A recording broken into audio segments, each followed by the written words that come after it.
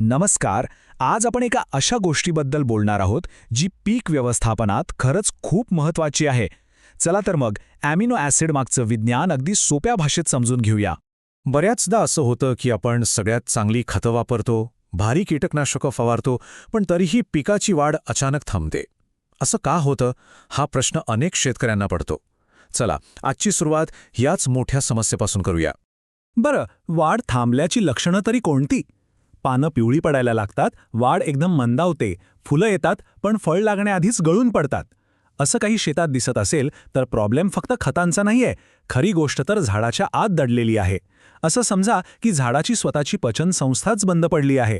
हे सगळं व्यवस्थित समजून घेण्यासाठी आपण 5 सोप्या टप्प्यांमधून जाणार आहोत. आधी थांबलेल्या पिकांचं रहस्य काय आहे ते बघू. मग वनस्पतीचं तयार अन्न म्हणजे काय, अस्सल आणि बनावट कसं ओळखायचं, याचे फायदे आणि सगळ्यात शेवटी ते वापरण्याची योग्य पद्धत कोणती हे पाहूया. ठीक आहे, चला तर मग आपल्या पहिल्या मुद्द्याकडे वळूया. पिकांची वाढ थांबण्यामागचं नेमकं कारण आहे तरी काय? तर गंमत अशी आहे की समस्या मातीतल्या खतांची नाहीये, प्रॉब्लेम आहे झाडाचा. जेव्हा झाड खूप थंडी, ऊन किंवा पाण्याच्या कमतरतेमुळे तणावात असतं ना, तेव्हा ते जमिनीतून अन्न घेणंच थांबवून टाकतं. त्याची पचनक्रियाच म्हणा ना ठप्प होते. आता झाड जर स्वतः अन्न घेऊ शकत नसेल तर त्याला बाहेरून तयार अन्न द्यावं लागेल, बरोबर? आणि इथेच येतो आपला आजचा हिरो, ॲमिनो ॲसिड. चला पाहूया, हे तयार अन्न म्हणजे नेमकं काय आहे. तर अमिनो ॲसिड म्हणजे काय? अगदी सोपं आहे. झाडाला वाढीसाठी प्रथिनं म्हणजे प्रोटीन्स लागतात आणि ही प्रोटीन्स बनतात अमिनो ॲसिडपासून. पानांपासून ते फळांपर्यंत झाडाच्या प्रत्येक भागाच्या वाढीसाठी हेच लागतं. हे समजून घेण्यासाठी एक छान उदाहरण घेऊ. समजा झाडाची वाढ म्हणजे एक भिंत बांधणं आहे आणि त्या भिंतीसाठी लागणाऱ्या विटा म्हणजे ॲमिनो ॲसिड. आता सांगा, विटा नसतील तर भिंत कशी बांधणार?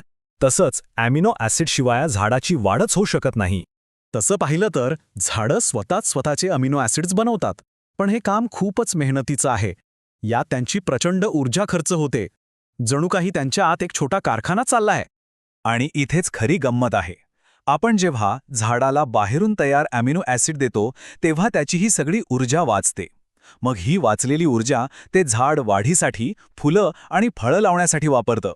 खास करून जेव्हा झाड तणावाखाली असतं तेव्हा हा एक मोठा आधार ठरतो. पण एक मिनिटं थांबा, बाजारात मिळणारी सगळीच ॲमिनो ॲसिडची उत्पादनं सारखी नसतात.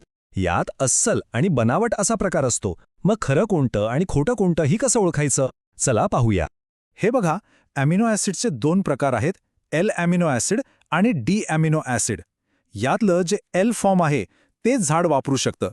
ते झाडासाठी एकदम परफेक्ट आहे, सहज पचतं. पण जे डी फॉर्म आहे ते झाड ओळखूच शकत नाही. ते पूर्णपणे निरुपयोगी आहे. आता हे एल फॉर्म आणि डी फॉर्म बनतात कसे, यातच सगळं रहस्य दडलंय. स्वस्थ उत्पादनं रासायनिक पद्धतीने प्राण्यांच्या केसांपासून किंवा पिसांपासून बनवतात. यात क्षार जास्त असतात आणि पीक जळण्याचा धोका असतो. याउलट जी चांगली उत्पादनं आहेत ती एन्झायमॅटिक पद्धतीने सोयाबीनसारख्या वनस्पतींपासून बनवतात. ही 100% सुरक्षित आणि पूर्णपणे शोषणारी असतात.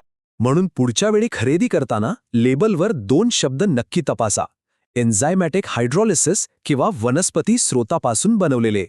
हे दिसलं तरच ते उत्पादन खरं आणि फायद्याचं आहे हे लक्षात ठेवा. ठीक आहे, समजा आपण योग्य उत्पादन निवडलं. आता त्याचे फायदे काय मिळतात? चला 5 हमखास मिळणारे फायदे पाहूया.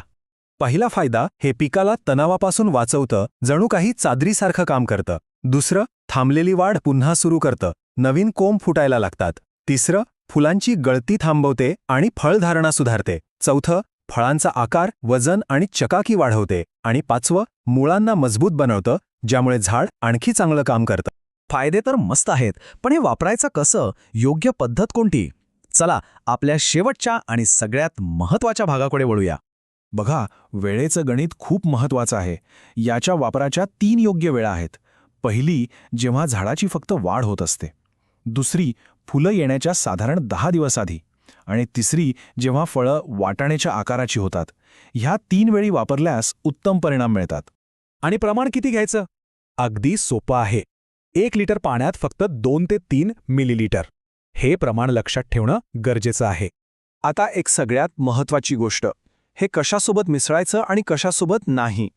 तुम्ही हे बहुतेक कीटकनाशकं आणि बुरशीनाशकांसोबत वापरू शकता, पण सल्फर किंवा कॉपर असलेल्या बुरशीनाशकांसोबत अजिबात मिसळू नका आणि सगळ्यात महत्त्वाचं, तणनाशकांसोबत तर कधीच नाही.